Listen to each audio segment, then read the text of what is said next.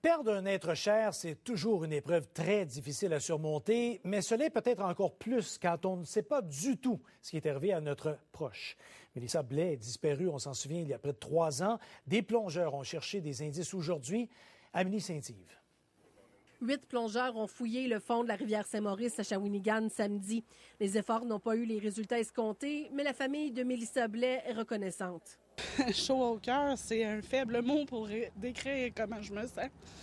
Je suis sans mots devant les gens. Les plongeurs, aujourd'hui, je les ai appelés nos héros. Notre but, c'est de ramener à la famille. Fait que c'est juste le début d'une grande histoire parce qu'on va continuer. La femme de 34 ans a disparu mystérieusement dans la nuit du 2 novembre 2017 après une soirée dans les bars de Louisville. Son véhicule, une Toyota Corolla noire immatriculée Y7OFAD, n'a jamais été retracé.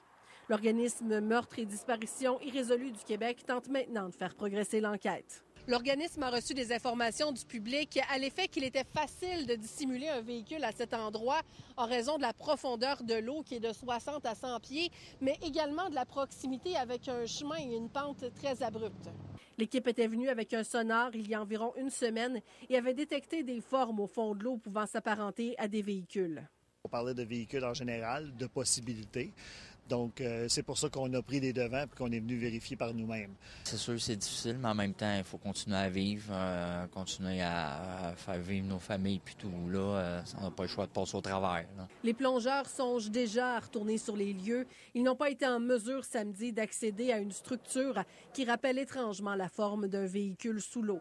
Amélie Saint-Yves, TVA Nouvelles, Shawinigan.